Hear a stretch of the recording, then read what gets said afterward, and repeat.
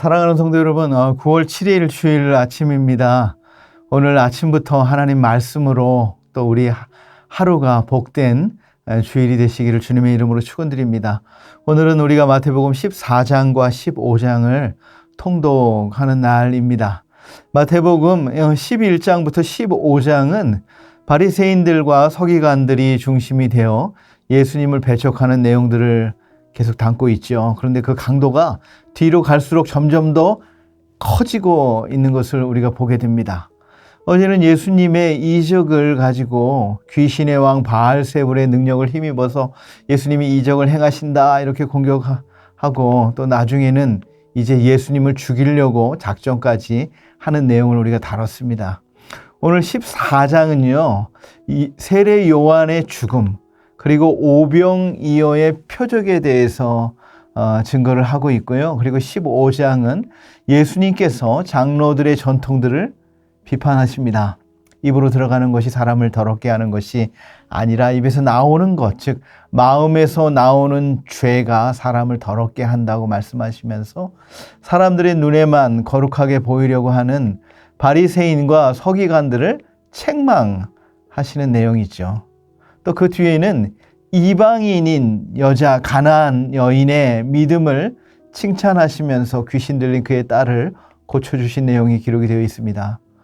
바리새인들과 서기관들은 예수님을 배척하고 죽이려고 작정하였는데요, 이방인이고 또 여자인 그 여자가 예수님을 향하여 다윗의 자손이여 나를 불쌍히 여기소서 이렇게 고백을 하고 있지 않습니까?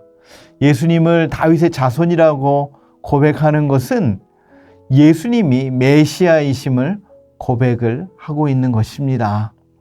예수님께서 자녀의 떡을 취해서 개들에게 주는 것이 마땅하지 않다 이렇게 모욕적으로 언사를 하셨는데도 끝까지 예수님을 붙들어서 딸의 고침을 받은 그 내용이 기록되어 있죠. 14장에 나오는 오병이어의 기적을 좀 더 자세하게 여러분들과 나누고 싶습니다. 14장 13절에서 21절까지가 오병이어의 기적인데, 이 오병이어의 기적은 사복음서 모두에 기록이 되어 있는 내용이지요. 오늘 13절, 14절 말씀 한번 같이 읽겠습니다. 예수께서 들으시고 배를 타고 떠나사 따로 빈들에 가시니 무리가 듣고 여러 고을로부터 걸어서 따라간지라. 예수께서 나오사 큰 무리를 보시고 불쌍히 여기사 그 중에 있는 병자를 고쳐주시니라 그랬습니다. 예수님께서는 빈들로 향하셨습니다. 그런데 수많은 사람들이 그 소식을 듣고 예수님을 따라 빈들로 따라 나왔습니다. 그런데 예수님께서는 그 무리를 귀찮게 여기지 아니하시고 불쌍히 여겨주셨습니다. 예수님께서는 그 마음으로 여러 병자를 고쳐주셨습니다. 왜냐하면 예수님은 우리의 영적인 필요와 육체의 필요를 함께 채워주시는 분이시기 때문입니다.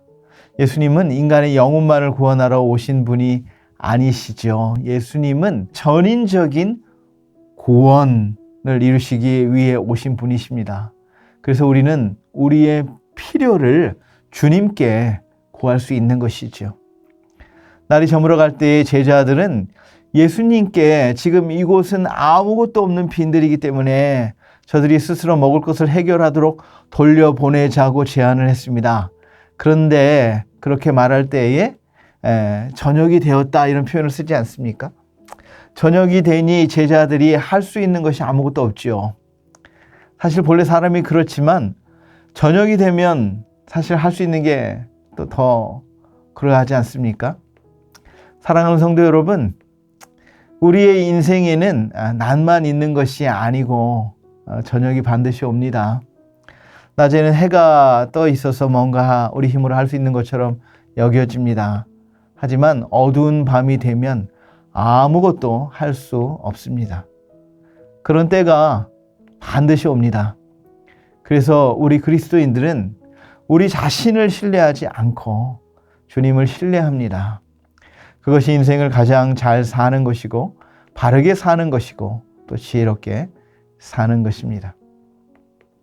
사람들을 돌려보내자는 제자들의 제안에 예수님은 의외의 답변을 하십니다. 16절 말씀인데 같이 읽겠습니다. 예수께서 이르시되 갈 것 없다. 너희가 먹을 것을 주라.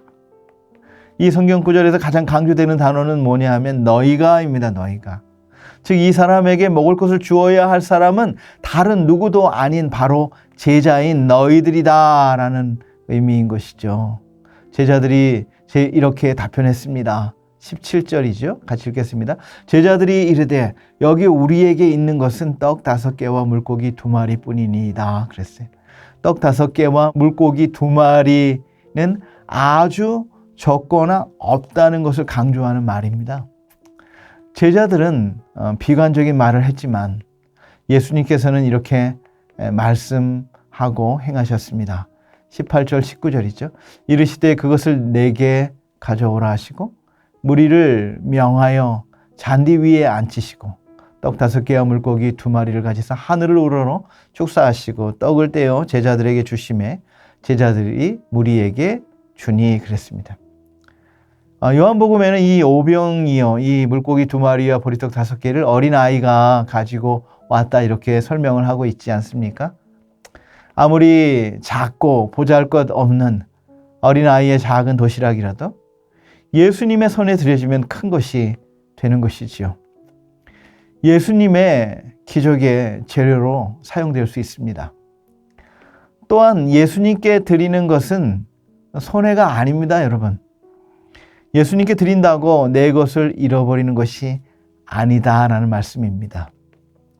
우리가 잘 아는 이용규 선교사님의 내려놓음이라는 책에 이런 글이 있지요. 세상 진리는 우리가 내려놓으면 모두 빼앗긴다고 유혹하지만 하늘 진리는 우리가 내려놓을 때 온전한 우리 것이 된다고 약속한다는 표현입니다. 사랑하는 성도 여러분, 아무리 작아 보이는 우리의 헌신, 우리의 작은 물질이나 우리의 기도나 우리의 작은 봉사라도 그것이 주님의 손에 들려주게 되면 주님은 그것을 크게 사용하십니다. 우리 모두가 예수님의 구원 역사의 동역자가 되지 못할 사람은 한 사람도 없어요. 저와 여러분의 삶이 온전히 주님께 드려져서 예수님의 나라를 위하여 영광스럽게 사용되는 복된 삶이 되시기를 축원드립니다. 예수님께서는 제자들로 하여금 사람들이 잔디에 앉게 하셨지요. 거기에 보면 앉다라는 표현이 있지 않습니까? 당시의 사람들은 만찬을 가질 때 식사하는 특별한 자세가 있잖아요. 거의 이렇게 눕다시피 한 그런 자세들, 그것이 유대인들의 식사할 때 취하는 자세들이었는데 바로 그 식사 자세를 앉아 있다는 것입니다. 예수님께서는 그 사람들에게 나와서 배급을 받으라 이렇게 말씀하지 않고 만찬으로 초대하셨습니다. 그래서 제자들에게 섬기게 하셨지요. 그리고 하늘을 우러러 축사했다는 것은 예수님께서 최후의 만찬을 가지실 때 하신 것과 동일한 표현입니다. 그러니까 오늘 오병이어의 표적은 예수님께서 생명의 떡으로 오셔서 예수님 자신을 우리들에게 주신 사건과 동일한 영적인 의미를 가지고 있는 것이지요. 예수님께서 떼어주신 빵과 물고기를 빈들에 있는 모든 사람들이 다 배부르게 먹고 남은 조각이 모았더니 12바구니나 되었습니다. 어른 남자 5,000명 외에 여자와 어린이들까지 모두 합하면 한 2만 명 이상 되는 사람들이 아주 배가 부르도록 충분히 먹었다는 의미이지요. 예수님이 우리에게 베푸시는 은혜는 충분한 은혜예요. 넘치는 은혜예요. 만족하도록 부어주시는 그런 은혜입니다. 여러분 14장에 보면은 헤롯이 연 잔치도 있고 예수님께서 여신 만찬도 바로 뒤에 나오지 않습니까? 헤롯이 연 것은 귀족들을 위한 잔치이고 욕망과 과시의 잔치라면 예수님께서 여신 것은 모든 연약한 사람들을 위한 만찬이요 생명과 섬김의 만찬입니다. 무엇보다도 이 만찬은 예수님 자신을 주신 것과 같은 것이지요. 오늘 하루도 작은 베들레헴 낮은 구유에 오셔서 우리에게 영과 육의 필요를 채워주시는 주님 안에서 참된 평안, 참된 만족을 누리시는 복된 한 날이 되시기를 주님의 이름으로 축원드립니다. 기도하겠습니다. 우리의 참된 생명이 되시는 주님, 오병이어의 작은 것을 주님께 드린 어린아이처럼 오늘 우리에게 허락하신 것을 주님께 내려놓음으로 잃어버리는 것이 아니라 주님 안에서 나의 것으로 참되게 누리는 삶을 경험하게 하옵소서. 오늘 우리의 영과 육을 만족해 하시는 주님과 함께 거룩하신 하나님의 성전으로 지어져 가는 하루가 되게 하옵소서. 예수님의 이름으로 기도드리옵나이다. 아멘.